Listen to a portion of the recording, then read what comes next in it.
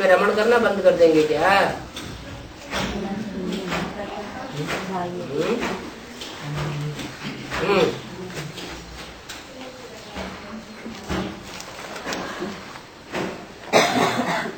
तिरुपति में बाबा का स्मारक है।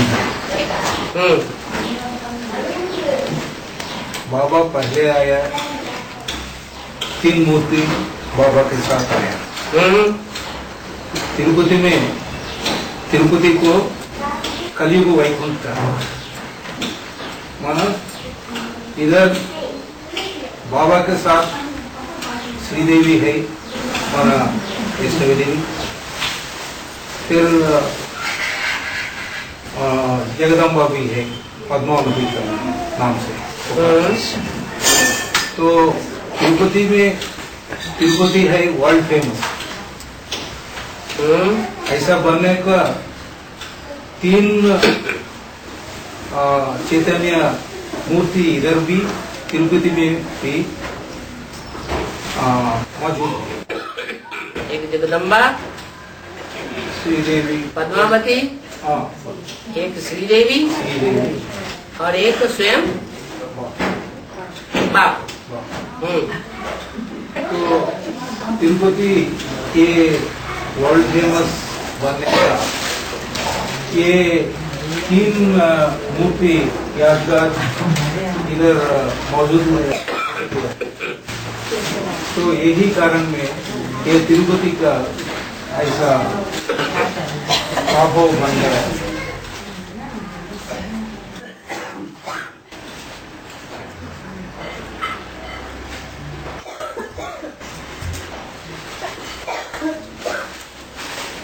तिरुपति जो यादगार है,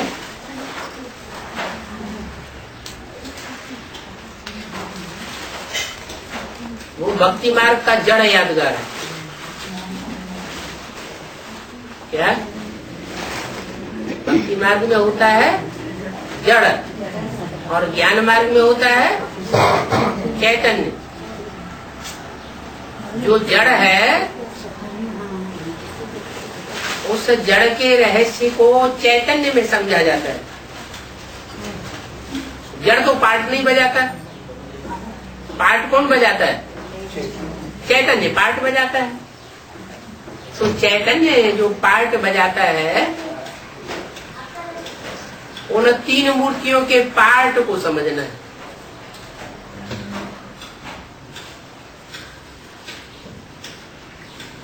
कि पद्मावती का गायन कैसे है, उसका रहस्य क्या है,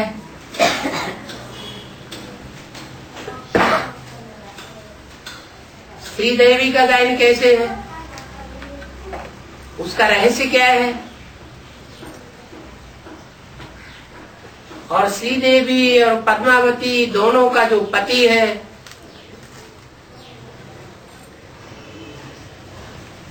जिससे नाम पड़ा तिरुपति है, किसका पति है? तिरुपति। क्यों मेरो पति क्यों नहीं है? तिरुपति क्यों, मेरो पति क्यों नहीं है? पति हो, बाप हो, मेरा बाप अच्छा या तेरा बाप अच्छा? मेरा बाप अच्छा। बाप की स्मृति में मेरा और पति की स्मृति में भी मेरा। मेरा बाप, मेरा पति, मेरा बाबा। ये तेरो तेरो कहां से आ गया है?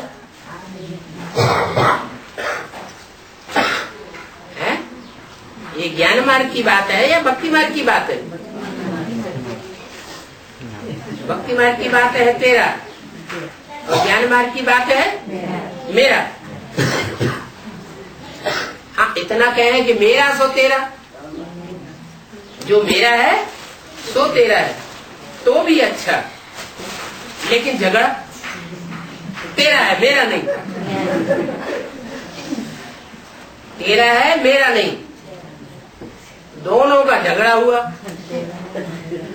वो झगड़ा तिरुपति का प्रसिद्ध है ना? है नहीं है? हाँ, शास्त्रों में वो झगड़ा दिखाया हुआ है। वो भक्ति मार्ग का झगड़ा है, ज्ञान मार्ग का झगड़ा है? भक्ति मार्ग का झगड़ा तो है, लेकिन जब ज्ञान में आ जाते हैं तो ज्ञान में भी पूरा न समझने के कारण फिर झगड़ा होता है। क्या? चाहे श्रीदेवी हो, चाहे पद्मावती हो, पूरा ज्ञान बुद्धि में नहीं है तो अंदर से संकल्पों का झगड़ा होता है। वो कहती है तेरा पति, पद्मावती कहती है तेरा पति। क्यों? क्योंकि साकार में पद्मावती को मिलता तो है, मिलन मेला तो साकार में मनाती है। उसकी यादगार में देवी का मेला बहुत प्रसिद्ध है। देवी का मेला जितना मनाया जाता है उतना और कोई का मेला नहीं मनाया जाता। जगदम्बा का मेला बहुत प्रसिद्ध है क्योंकि ज्यादा मिलन मेला मनाया है साकार में। इतना मिलन मेला मनाते हुए भी फिर ये झगड़ा क्यों रह गया?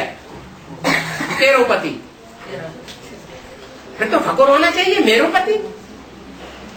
क्योंकि दिल में ये माया घर कर जाती है कि शरीर से तो मेरा है लेकिन दिल से तेरा है। क्या? किसी से प्यार करते हैं तो क्या चाहते हैं?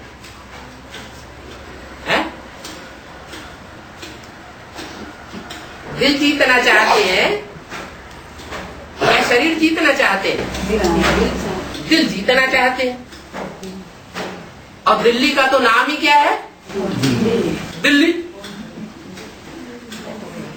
दिल्ली का नाम ही दिल के ऊपर पड़ा है। जितने भी विदेशी होते हैं वो अपने पत्र लिखेंगे किसी को तो कौन सा चित्र बनाते हैं? दिल का चित्र बनाते हैं। किसी को ग्रीटिंग देंगे, किसी को पत्र लिखेंगे तो दिल का चित्र बनाते हैं। उनको दिल की बात बहुत पसंद है। बाबा भी कहते हैं दिलवाड़ा। बाप भी कैसा है? दिलवाड़ा बाप है। बाप दिल वाड़ा होते हुए भी वो दिल किसको देता है? पहले सच्चे बच्चों को दिल देता है या झूठे बच्चों को दिल देता है? जो सच्चे होते हैं तो सत्य के ऊपर बाप न्यौछावर हो जाते हैं। क्या? सच्चे दिल पर साहब राजी हो जाते हैं। अगर सच्चाई नहीं है तो फिर बाप नाराज होगा। बाप नाराज होता है तो फिर दुखी होता है या सुख होता है? दुख हो जाता है। मनुष्य जीवन का लक्ष्य क्या है? श्रीदेवी बनने का है या जगदम्बा बनने का, पद्मावती बनने का है? गीता में क्या लक्ष्य दिया है? गीता में जो ज्ञान दिया है भगवान ने, उन्होंने लक्ष्य दिया है मनुष्य जीवन का। नारी से क्या बनना है? लक्ष्मी बनना है। नारी से लक्ष्मी बनना है, नर से नारायण बनना है। लक्ष्मी का पद पावेंगे तो श्रेष्ठ पद कहा जाएगा, श्री देवी का पद कहा जाएगा। अगर श्री देवी नहीं बने तो फिर नंबर 2 का पद है। नंबर 2 का पद है पद्मावती। क्या? पदम वाली। कैसे वाली? पदम। पदम किसे कहा जाता है? पदम कहा जाता है कमल को। है कमल का फूल। कमल के फूल पर जो बैठी हुई है उसको कहा जाता है पद्मावती। कमल फूल समान जीवन। जीवन कैसा बनाया? कमल फूल समान। जैसे कमल है कीचड़ में रहता है, कीचड़ में रहते हुए भी कीचड़ उसमें लिप्त नहीं होता, ऐसे ही मनुष्य का जीवन ऐसा हो कि भले कीचड़ की दुनिया में हो तो भी बुद्धि कहाँ लगी रहे, बुद्धि एक बाप में लगी रहे। सवाल ये होता है कि 84 जन्मों में कीचड़ में रहना जरूरी है क्या है? 500-700 करोड़ मनुष्य आत्माएं हैं, कोई आत्मा ऐसी भी तो होगी जो जन्म जन्मांतर कीचड़ में ना आती हो। विविचार को कीचड़ कहा जाता है, विविचार दोष में ना आती हो। विविचार दोष में नहीं आती है तो श्रीदेवी कही जाती है। कीचड़ में आई नहीं तो ज्ञान जल की ज्यादा जरूरत पड़ेगी है? ज्ञान जल की ज्यादा जरूरत नहीं पड़ती। ज्ञान जल की ज्यादा जरूरत किनको पड़ेगी? जो गंदा कपड़ा होगा उसको ज्यादा ज्ञान जल चाहिए, जो स्वच्छ कपड़ा है उसको ज्यादा ज्ञान जल की दरकार ही नहीं। इसलिए ड्रामा बना हुआ है, पहले श्रीदेवी ज्ञान में आती है या जगदम्बा पहले ज्ञान में आती है? श्रीदेवी पहले ज्ञान में आती है, एडवांस में पहले श्रीदेवी ज्ञान में आती है, जगदम्बा पहले ज्ञान में आती है, क्योंकि सारे जगत की अम्बा है। देवताओं की भी अम्बा है और असुरों की भी अम्बा है। उसको आसुरी बच्चों का भी संग का रंग लगता है और देवता तुल्य बच्चों का भी संग का रंग लगता है। 21 जन्म देव तुल्य आत्माओं का संग रहता है और 63 जन्म आसुरी बच्चों का भी संग का रंग रहता है। तो आसुरी बच्चों का संग ज्यादा लगेगा तो पतितपना आएगा ना। वो 63 जन्म का जो लगाव है अनेक धर्मों की आत्माओं से बच्चों के रूप में, वो अंतिम जन्म में आकर्षित कर देता है। और जो श्रीदेवी है जिसे वैष्णव देवी कहा जाता है, विष्णु देवता कहा जाता है, वो सिर्फ किसको सपोर्ट करता है? विष्णु देवता एक ऐसा देवता है जो सिर्फ देव आत्माओं को ही सपोर्ट करता है, क्योंकि जन्म जन्मांतर देव आत्माओं का संग रहा है। भले बंधन होता है आसुरी आत्माओं का, लेकिन बुद्धि कहाँ रहती है? सिर्फ देव आत्माओं के साथ। बुद्धि से वो सपोर्ट नहीं करता।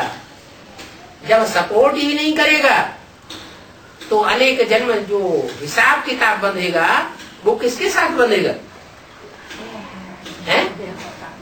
देवात्माओं के साथ हिसाब किताब बनता है।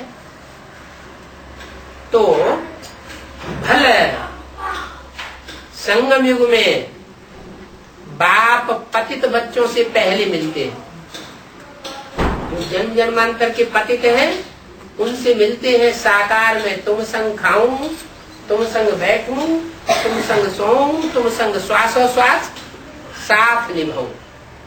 और उन बच्चों को अपना बच्चा बनाते हैं। रुद्रमाला का मणका, क्या रुद्रमाला के जो मणके बनते हैं वो जन्म जन्मांतर के राजा बनते हैं, या कोई रानी भी बनते हैं, राजा बनते हैं। चाहे स्त्री चोला हो और चाहे पुरुष चोला हो, वो जन्म जन्मांतर के राजा बच्चे, बाप के डायरेक्ट बच्चे। भले रुद्रमाला का आखिरी मणका क्यों न हो, उनमें भी ये शिफ्ट होती है क्या, जो विजय माला के मणकों में शिफ्ट नहीं है। क्या खासियत होती है? वो कौन सी शिफ्ट है जो विजयमाला के मणकों में नहीं है और रुद्रमाला के मणकों में है?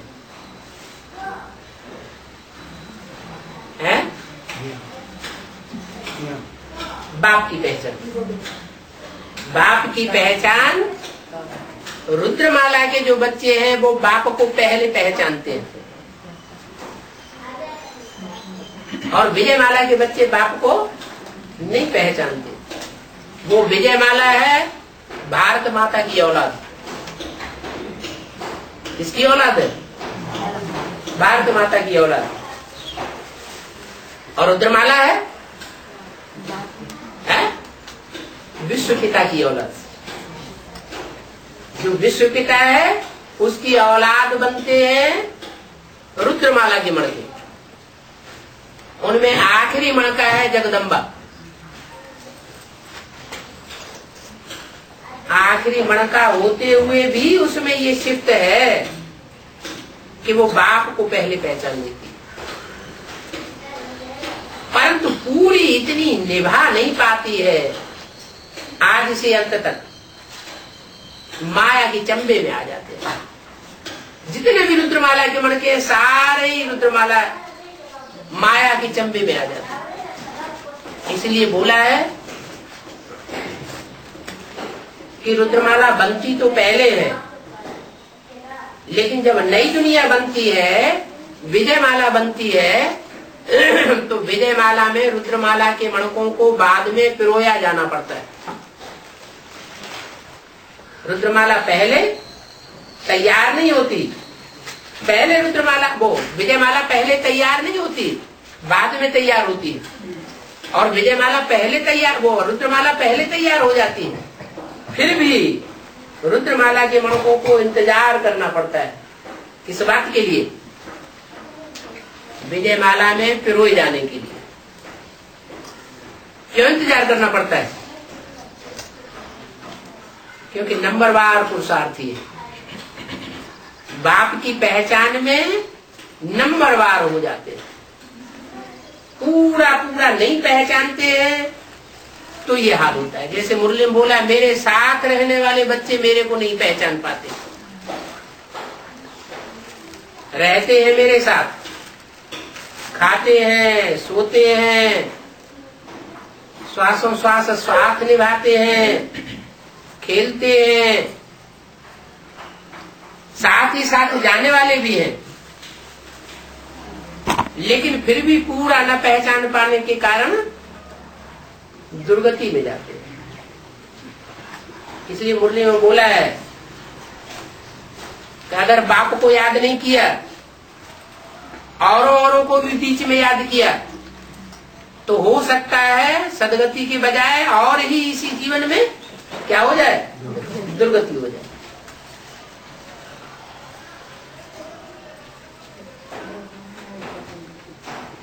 तो ज्ञान एक बार उठाने के बाद फिर गलतियां नहीं होनी चाहिए। संग दोष की गलतियां होती है, अन्न दोष की गलतियां होती है, तो पुरुषार्थ नीचे गिरता है।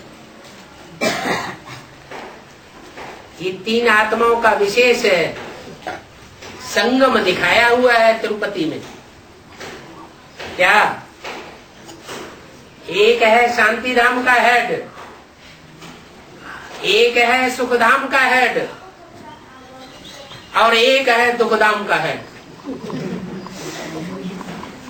कौन है दुखधाम का हेड? तीन मूर्तियां अभी तो बताई। एक जगदम्बा, तीन पुरियां दिखाई है ना सूक्ष्म बदन में। एक ब्रह्मापुरी माना जगदम्बापुरी, एक विष्णुपुरी माना श्रीदेवी की पुरी, और एक शांति धाम, ऊंचे के ऊंचे पुरी।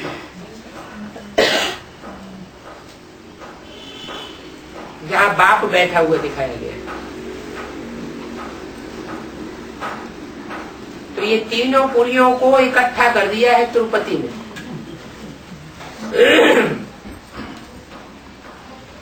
दुखधाम की भी मूर्ति है, सुखधाम की भी मूर्ति है और शांति धाम की भी अधिष्ठाता मूर्ति है।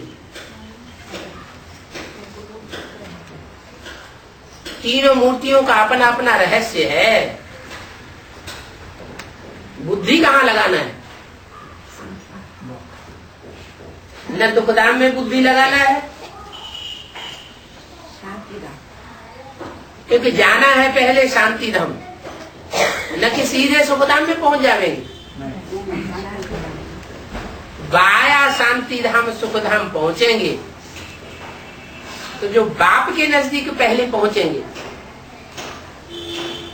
बाप के नजदीक पहुंचेंगे माना बाप समान जो पुरुषार्थ करेंगे वो फायदे में रहेंगे। और बाप समान पुरुषार्थ नहीं किया,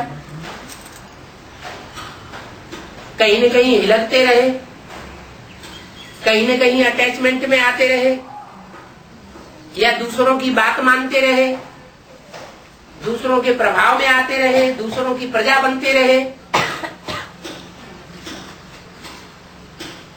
तो नुकसान हो जाएगा। और संगम युग में ही वो नुकसान दिखाई पड़ता है। इसलिए बताया कोई दास दासी बनेंगे, यही साक्षात्कार हो जाएगा कि तुमने ऐसा पुरुषार्थ किया है इसलिए दास दासी बने।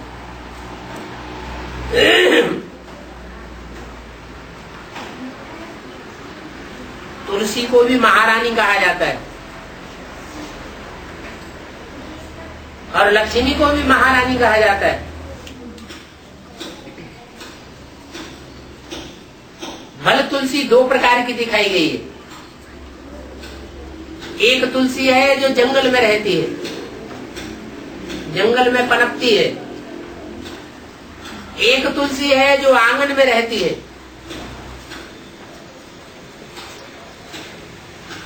महारानी। महारानी के रूप में पूजन करते हैं। जब पूजन करते हैं तो महारानी के रूप में गायन करते हैं, लेकिन आंगन में बैठाते हैं। क्या महारानी है तो बेडरूम में होनी चाहिए कि नहीं है? नहीं होनी चाहिए? होनी चाहिए। फिर आंगन में क्यों बैठाई दिया है?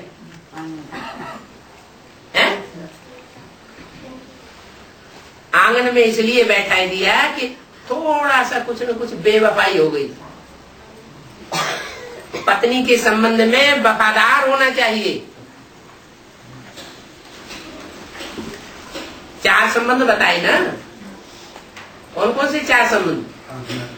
बाप के रूप में, टीचर के रूप में, सदगुरु के रूप में और साधन सजनी के रूप में। इन 4 संबंधों के 4 गुण भी हैं। आज्ञाकारी, वफादार, फरमानबरदार, ईमानदार। इन संबंधों में अगर इन गुणों को नहीं अपनाया, नहीं धारण किया, तो फिर घाटा पड़ जाता है। तो पत्नी के संबंध में वफादारी जरूर होनी चाहिए। अगर बाप के प्रति वो वफादारी नहीं रही और देहधारियों के प्रति वो वफादारी चली गई, साबित हो गई, तो 84 जन्मों में सुख भोगने का जो घाटा है वो अभी यहाँ साक्षात्कार हो जाएगा। संगम युग में ही साक्षात्कार होता है 84 जन्मों में। कितना हम जन्म जन्मांतर सुख भोगेंगे, कितना जन्म जन्मांतर दुख भोगेंगे। दुख भोगने में जो आगे जाता है बल रुद्रमाला का मणका है, तो दुखधाम का अधिष्ठाता कहा जाता है। और सुख भोगने में जो आगे जाता है जन्म जन्मांतर, वो सुखधाम का अधिष्ठाता कहा जाता है। और जो शांत रहने में सबसे आगे जाता है वो शांति देवा कहा जाता है। क्या? शांति देने वाला। खुद शांत रहता होगा तो दूसरों को शांति का दान देगा। खुद अशांत रहता होगा तो दूसरों को क्या देगा? अशांति देगा। जब दुनिया का विनाश होता है तो सारी दुनिया में आत्माएं अशांति में रहते हुए शरीर छोड़ती है। अशांति की स्टेज में शरीर छोड़ेंगी तो कौन सी दुनिया में आवेंगी? है अशांति की दुनिया में आ जाएंगी। जो जितनी शांति में शरीर छोड़ेगा उतना शांति देवा के नजदीक पहुंचेगा, और जितना अशांति स्टेज में शरीर छोड़ेगा उतना अशांति की दुनिया में उसे पार्ट बजाना पड़ेगा। अपना पार्ट अच्छा बनाना चाहिए, खराब पार्ट क्यों बनाना चाहिए? बाप मिला है तो बाप सुख शांति का दाता है, सुख शांति का वर्षा देने वाला है, उसे मुक्ति जीवन मुक्ति का वर्षा देने वाला कहा जाता है। तो बाप मिले फिर भी वो वर्षा न मिले तो क्या फायदा हुआ? तो ब्रह्मा का पूजन नहीं होता, क्योंकि कौन से धाम का अधिष्ठाता है? दुख धाम का अधिष्ठाता है। ब्रह्मा की मूर्तियां नहीं बनाते हैं, मंदिर नहीं बनाते हैं, पूजन नहीं करते हैं, क्योंकि ब्रह्मा का पूजन करेंगे, ब्रह्मा की मूर्ति बनावेंगे, ब्रह्मा का मंदिर बनावेंगे तो याद आवेगा बनाने वालों को, और याद आवेगा, याद ब्रह्मा को करेंगे जो दुखधाम का अधिष्ठाता है, तो याद करने वालों को क्या मिलेगा? दुख मिलेगा। इसलिए मुरली में मना कर दिया है। क्या मना किया है? इसको याद नहीं करना है, ब्रह्मा को याद नहीं करना है। अच्छा, ब्रह्मा को याद नहीं करना है, जगदम्बा को तो याद करना है? क्यों? ब्रह्मा के लिए मना कर दिया। ब्रह्मा दाढ़ी मूछ वाला होता है, ब्रह्मा की पूजा नहीं होती, ब्रह्मा के मंदिर नहीं बनते, ब्रह्मा को याद नहीं करना है। जगदम्बा की तो पूजा होती है, मंदिर बनते हैं, जगदम्बा की मूर्तियां बनती हैं, उसको याद क्यों नहीं करना है?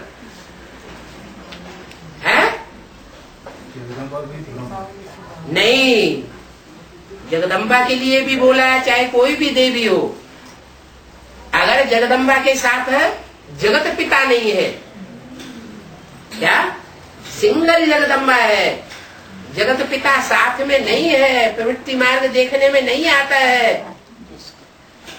तो ऐसी जगदम्बा को याद करने वालों के लिए बोला है देवी के पुजारी है रावण संप्रदाय। क्या मुरली में क्या बोला? देवी के पुजारी रावण संप्रदाय है। तो जो रावण संप्रदाय होंगे उनका धंधा क्या होता है? कौन सी दुनिया में होते हैं? मारा मारी की दुनिया में होते हैं। खुद खून खराबा करते हैं और दूसरों का भी खून खराबा करते हैं। वहां 63 जन्म करेंगे खून खराबा, स्थूल खून का, और यहाँ ब्राह्मणों की संगमिक दुनिया में जो सूक्ष्म खून होता है, संकल्पों का खून, उस संकल्पों के खून का खराबा करते रहेंगे। क्या जो भी याद करेंगे उनके संकल्पों का खून का खराबा जरूर होगा। इसलिए एक बाप दूसरा न कोई। ये तिरुपति की यादगार जो है वो आंध्रा में है। क्या आंध्रा में भी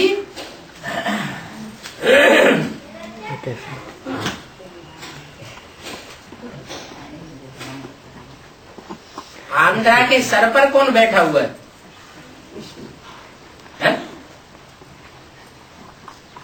आंध्रा का जो चित्र है ना, मैप, नक्शा, आंध्रा का जो नक्शा है उसमें एकदम चोटी के ऊपर कौन बैठा हुआ है?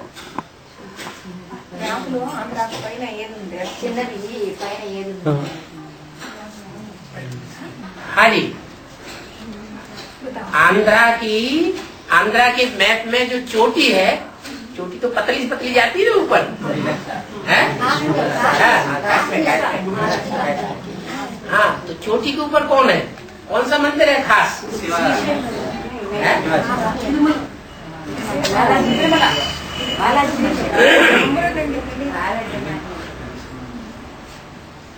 चोटी के ऊपर है उड़ीसा, क्या? जगन्नाथ, सारे जगत का नाथ बैठा हुआ है, जिसको कहा जाता है शांति देवा। सारी दुनिया को शांति कौन देगा? है? सारी दुनिया को शांति देने वाला एक ही जगन्नाथ, वो चोटी पे बैठा हुआ है। और आंध्रा के पांव के नीचे कौन बैठा है? कौन सा स्टेट है? तमिलनाडु। क्या तुम हमसे नहीं मिलते तो हम भी तुमसे नहीं मिलते। तमिलनाडु। क्या तुम नहीं मिलते तो हम भी नहीं मिलते। तुम हमसे दिल से मिलोगे तो हम भी तुमसे दिल से मिलेंगे। है? अरे तमिलनाडु में कौन है बाबा? तमिलनाडु में ऊपर जगन्नाथ है। ऊपर जगन्नाथ है तमिलनाडु में। अभी तमिलनाडु में राज्य किसका रहा? लंबे समय तक किसने राज्य किया? माता। क्या ना माता का नाम है? जय अम्मा।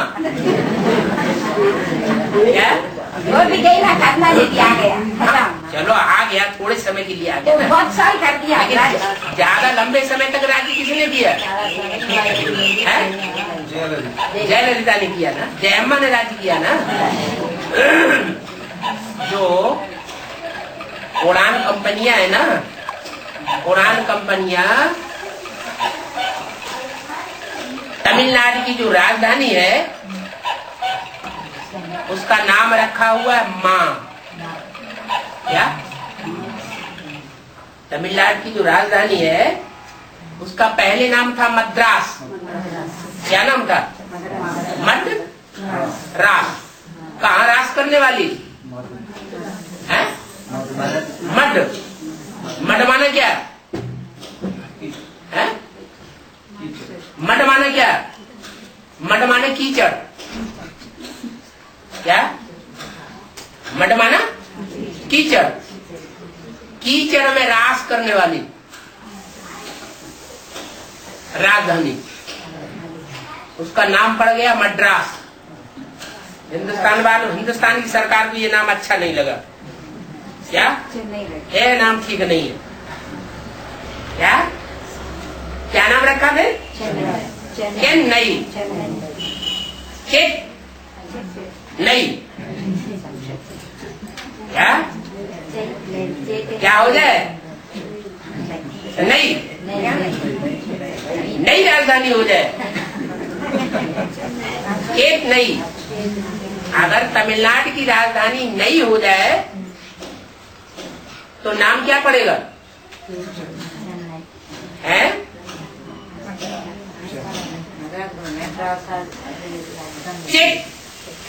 चेक माने नई होती तो अच्छा था।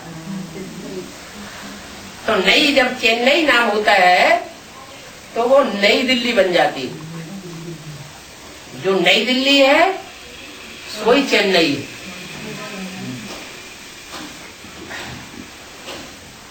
नई दिल्ली कब बनती है? भारत देश की राजधानी नई दिल्ली बन जाती है। नई दिल्ली का वो प्रभाव है जो अव्यक्त वाणी में बोला है, दिल्ली का परिवर्तन सारे भारत का परिवर्तन, दिल्ली का सुधार सारी दुनिया का सुधार। इतनी जिम्मेवारी है दिल्ली के ऊपर। तो आज की सरकार दिल्ली को एकदम चकाचक बना रही है। तो जड़ समझते हैं दिल्ली को, इसलिए जड़ दिल्ली को संवारने सुधारने में लगे हुए हैं। भारत को भी जड़ समझते हैं। भारत पिता, अब दिल्ली राजधानी। राजधानी माने राजा की धारणा शक्ति। वो राजा की धारणा शक्ति जब सुधर जाती है तो कहा जाता है चेत नहीं, चेत जा। क्या कहते हैं ना, चेत जा। चेत जा माना मरा हुआ, जैसे कोई पड़ा हुआ हो ना, कब्रिस्तान बना पड़ा हो, और कब्रिस्तान को कहा जाए चैतन्य हो जाए। तो दिल्ली जब चैतन्य हो जाए तो जैसे चेन्नई हो गई, माथे पे बैठी हुई है। क्या भारत के माथे पे बिंदी कौन सी है? दिल्ली की बिंदी है। आत्मा की यादगार है। आत्मा जब परमात्मा से मिलती है तो आत्मा सो परमात्मा जैसी मिलकर के संपन्न आत्मा बन जाती है। जैसे बोला है, नदी का सागर से कनेक्शन है तो नदी पतित पावनी है, और नदी का सागर से कनेक्शन नहीं तो नदी क्या बन जाती है? नाला बन जाती है। नाले में क्या होता है? कीचड़ होता है, मड, कीचड़ है। कोई भी नदी है ऊंची स्टेज से आती है, नीचे आती है तो कचरा गिरता है शहरों का। लोग समझते हैं वो शहर जो है वो जड़ है। वास्तव में चैतन्य शहरों का नाम पड़ा है। हम चैतन्य आत्माओं के पार्ट के आधार पर नाम पड़ा है। नदियां भी चैतन्य है। कोई पतित पावनी के रूप में गाई जाती है। भारत की नदियों में सब स्नान करते हैं कि पतित से पावन बने। विदेश की नदियों में कोई स्नान नहीं करता।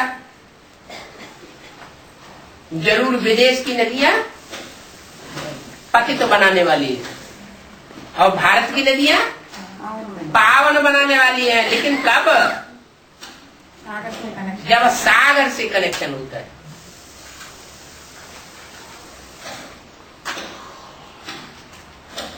तो आंध्रा के दक्षिण में चेन्नई है। चेत नई, चेत जा और नई बन जा। क्या होगा? सागर में डूबेगी तब होगा। क्या नई कब होगी? सागर में समा जाएगी तो नई हो जाएगी। और दुनियादारी में समाई हुई है तो मद्रास नाम पड़ गया, इसलिए नाम चेंज कर दिया गया। बम्बई का भी नाम चेंज कर दिया गया। पहले बम्बई, अब उसका नाम क्या है? मुंबा देवी के नाम पर उसका नाम पड़ा मुंबई।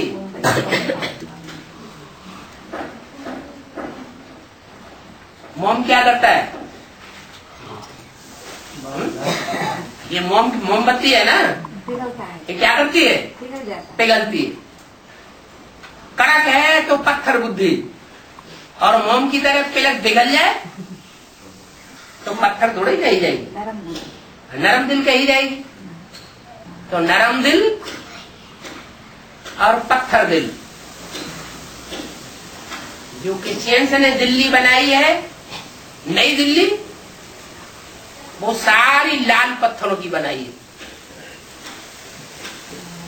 क्या? लाल रंग जो है वो क्रांति का सूचक होता है, क्रांति होती है तो खून खराबा हो जाता है। खून खराबा होता है तो पत्थरों की दिल्ली कब्रिस्तान बन जाती है।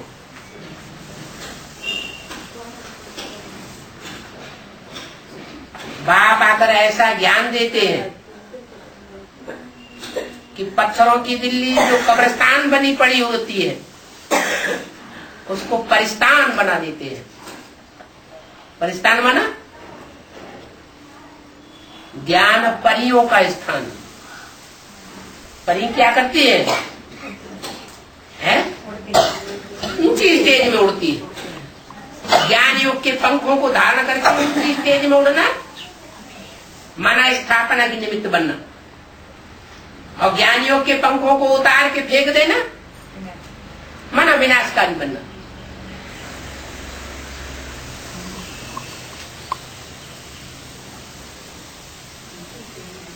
है तो कल्याण। शक्तियों के द्वारा संहार दिखाया हुआ है। शक्तियां संहारकारिणी है।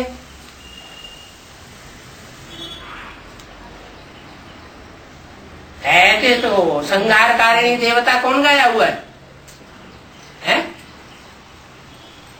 कोई संहारकारी देवता है? देवता नहीं गाया हुआ है। शंकर के माथे पर रखा हुआ है शंकर द्वारा विनाश, लेकिन विनाश करता नहीं है। किसके द्वारा कराता है? ऐसी माताओं के द्वारा जो पत्थर बुद्धि बनती है। पूरा ज्ञान बुद्धि में नहीं बैठता तो विनाश के निमित्त बन जाती है।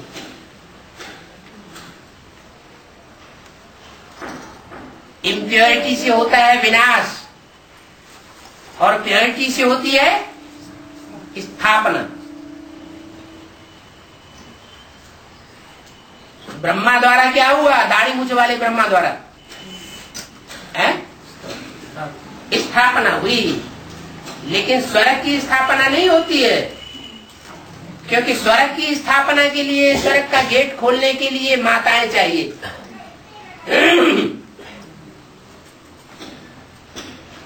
माता तू है जग की भाग्य विधाता। ब्रह्मा के लिए नहीं कहा, दाढ़ी मूछ वाले ब्रह्मा के लिए नहीं कहा कि तू है जग का भाग्य विधाता।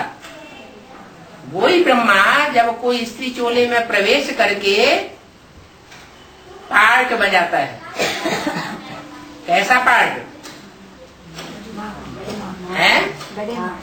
हाँ, ऐसी बड़ी माँ का पार्ट बजाता है जो बाप के साथ मिलकर के एक हो जाता है, सागर में समा जाता है। चाहे बंबई हो, माया की नगरी, किसकी नगरी है? माया की नगरी।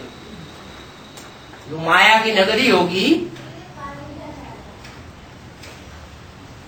माया बेटी का राज्य हुआ होगा। भारत में कौन सी नगरी है जहां माया का राज्य है गाया हुआ है? बंबई। वेद में भी ब्राह्मणों की दुनिया में बेसिक नॉलेज में कोई माया बेटी रही होगी जिसने बंबई में पहले पहले राज्य किया होगा, माया का पसारा फैलाया होगा। आज में भी वही थी और अभी भी बीमारी की बेड होती है ना, बीमारी की सैया अभी भी वहीं पड़ी हुई है। अभी माया भी थक चुकी है।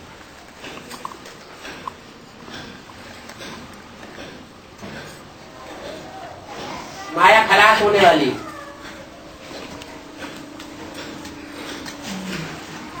और माया को जो पावर मिलती है प्रकृति से, या प्रकृति को जो पावर मिलती है माया से, दोनों मिलकर के जब एक हो जाती है तो इस दुनिया का विनाश हो जाता है। अभी तक बाप के बच्चों के ऊपर माया का पसारा था, फिर भी बाप के बच्चे, अमरनाथ के बच्चे नंबरवार जिंदा रहे।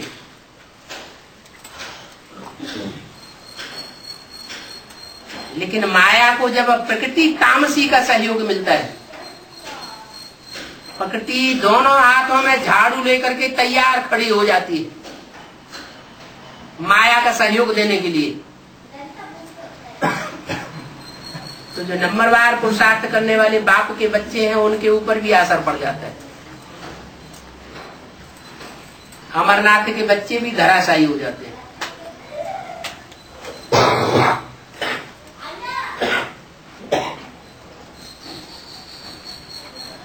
क्या वो भी कल्याणकारी है। नंबरवार धराशायी नहीं होंगे तो माला की नंबर कैसे बनेंगे? नंबर बनने की नहीं है। अव्वल नंबर माला 8 की, फिर दूसरी माला 108 की, फिर 1000 सहयोगियों की ब्रह्मा की भुजाएं, फिर 16,000 की मालाएं तो तैयार होनी है ना। कैसे तैयार होंगी? माया और प्रकृति दोनों मिलकर के परीक्षा लेती है ज्ञान की। देखे ज्ञान के तुम कितने महारथी हो, कितना तुमने बाप को पहचाना है और कितना तुमने माया की और प्रकृति की तरफदारी की है।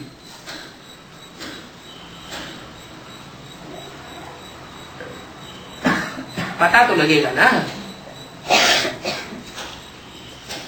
63 जन्मों में कौन किसके पुजारी बन के रहे, कौन माया के मुरीद बन करके रहे हैं, कौन अच्छे अच्छे भगत भगवान के मुरीद बन करके रहे हैं, वो पता तो लगेगा ना। तो अभी सब 12 न्यारा होने वाला है। 12 न्यारा होगा तो जो दास दासी बनने वाले हैं उनके मुखिया भी प्रत्यक्ष होंगे। माया दासी कही जाती है, क्या कही जाती है? माया दासी है, वो भी भगवान की दासी बनकर के पार्ट बजाती है। नई दुनिया स्थापन होगी तो जो बड़ी से बड़ी माया दासी है वो कृष्ण बच्चे को गोद में उठा के लेगी, पालना करेगी।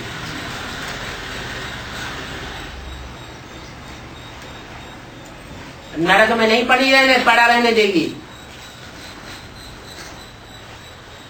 कि रोडपति बन करके रोड के ऊपर धक्के खाता रहे।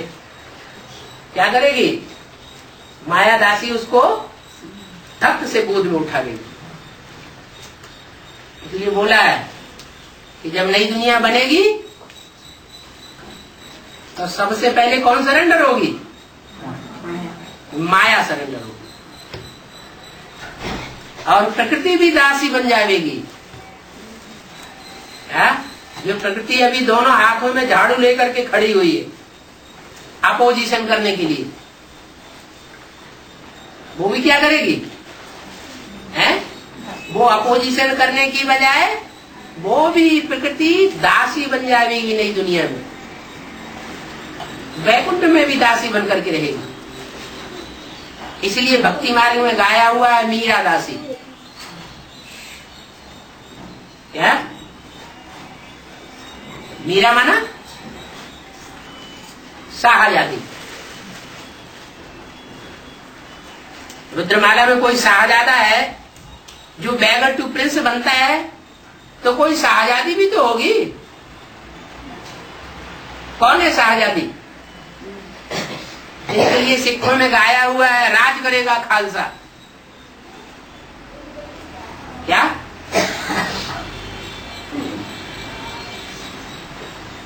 वो बेसिक नॉलेज में उन दीदी दादी दादाओं ने तो कुछ भी राज्य नहीं किया। कोई खास मान्यता नहीं दुनिया में। उससे ज्यादा मान्यता तो आज की दुनिया के जो बड़े बड़े धर्मगुरु हैं, लाखों लाख की मजलिस उनकी इकट्ठी होती है, उनकी ज्यादा मान्यता है। लेकिन इन सब के मुकाबले जगदम्बा की इतनी मान्यता होगी, ब्राह्मणों की दुनिया से लेकर के सारी दुनिया में, जो जगत की अम्बा प्रैक्टिकल में साबित हो जाएगी। सारी दुनिया झुकेगी, लेकिन भगवान साबित नहीं होगी। अंत में फिर भी जब सत्य प्रत्यक्ष होगा तो एक सच्चा और बाकी सब झूठे साबित हो जाएंगे। चाहे वो जगदम्बा हो, चाहे वो लक्ष्मी हो, सबके अंदर कुछ न कुछ झूठ समाया रहता है, कमजोरी समाई रहती है। एक बाप ऐसा है जो सर्वशक्तिवान के रूप में नई दुनिया की स्थापना करता है और बच्चों को नंबरवार नई दुनिया का मालिक बनता है।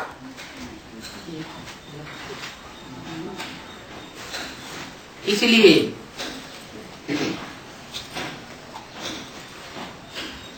भगवान को 3 पत्नियां दिखाई जाती हैं खास। मायापति भी कहा जाता है, प्रकृतिपति भी कहा जाता है, और लक्ष्मीपति भी कहा जाता है। तिरुपति भी किसकी यादगार है? तिरुपति में मायापति के रूप में यादगार नहीं है, लक्ष्मीपति और प्रकृतिपति की यादगार है। पद्मावती है प्रकृति, दोनों की राशि एक ही है। प्रकृति और पद्मावती दोनों की एक ही राशि। और लक्ष्मी, दोनों का योग दिखाया हुआ है मंदिर में।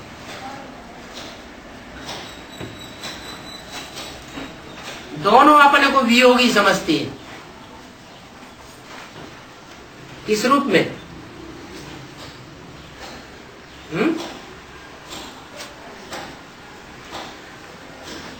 दैहिक रूप में। श्रीदेवी कोई देह का मिलन नहीं होता। राधा कृष्ण जैसे बच्चों का जन्म होगा, लेकिन देह का मिलन नहीं होगा। देह में शेष इंद्रियों का भी मिलन नहीं होगा। लक्ष्मी नारायण के चित्र में लक्ष्मी नारायण जो संगम युग के दिखाए गए, जिनके चारों तरफ संगम युग का ज्ञान का प्रकाश दिखाया गया है, वो संगम युग की दुनिया में खड़े हैं। और नीचे स्वर्ग में राधा कृष्ण को दिखाया गया है। राधा कृष्ण एक दूसरे को देख रहे हैं श्रेष्ठ इंद्रियों से, और लक्ष्मी नारायण एक दूसरे को देख भी नहीं रहे। आंखें भी देह का अंग है ना, दृष्टि मात्र का भी प्यार नहीं है। कौन सा प्यार है? रूहानी प्यार, जिसे कहते हैं वाइब्रेशन का प्यार। लक्ष्मी नारायण वाइब्रेशन की पैदाइश करेंगे राधा कृष्ण की, और राधा कृष्ण अपने बच्चों को पैदा करेंगे तो कौन से प्यार से पैदा करेंगे? वाइब्रेशन से पैदाइश नहीं करेंगे। वो श्रेष्ठ इंद्रियां जो आंख है, उसके प्यार से उनके बच्चे पैदा होंगे। तो ज्यादा ऊंची स्टेज किसकी हुई? संगमयुगी लक्ष्मी नारायण की ज्यादा ऊंची स्टेज हो गई, और सत्ययुगी नारायण की उतनी ऊंची स्टेज नहीं कही जा गई। इसलिए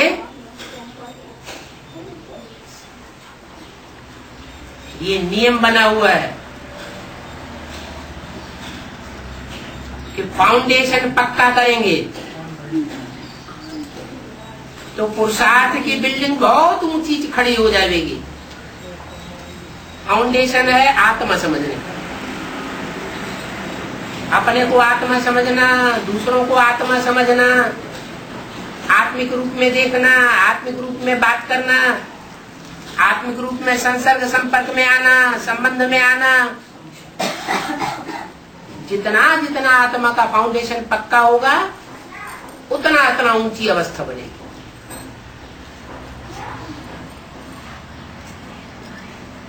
लक्ष्मी नारायण की याद से लक्ष्मी बनती है।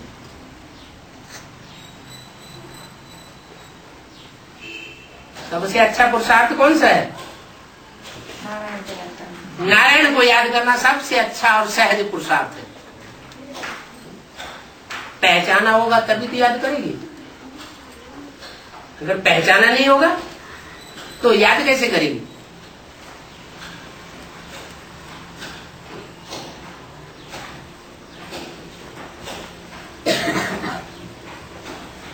इसलिए कहते हैं कि बाप की पहचान पहले पहले देनी। कोई कोई समझाना है तो क्या करना है? पहले बाप की पहचान दो। इस सृष्टि पर पहली पहली आत्मा कौन है? सुप्रीम सोल बाप है। वो तो है परम पिता परमात्मा।